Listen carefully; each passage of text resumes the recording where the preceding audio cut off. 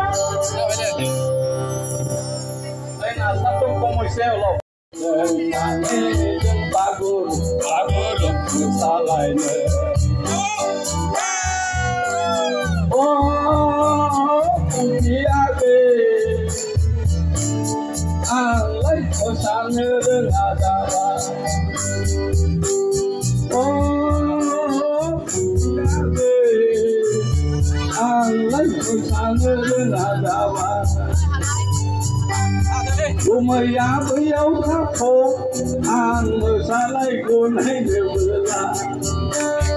Umaya beliau kapok, Assalamualaikum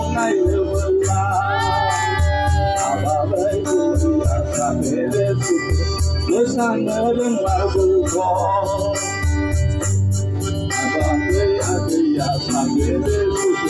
bersama dengan berbuka. Baisaku bertura sumber laiba, bersasulah kumaya sumber laiba. Baigum baik, dan sana jempagul salai. Baigum baik, dan sana jempagul salai.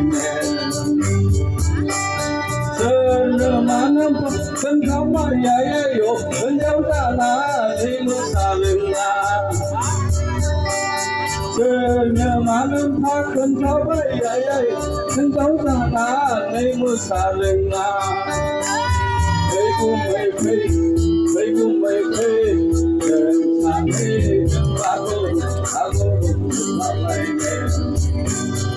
masih bergerak seperti laiba. Nasulah kumaya seperti laiba. Nasulah kumaya seperti laiba. Ini dan yang ini.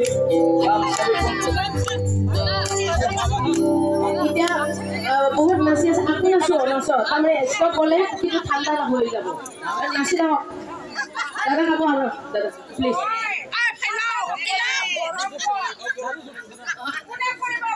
দাদা যাও মানে ষ্টপ হলে ঠাণ্ডা লাগি যাব মই পিছত যাই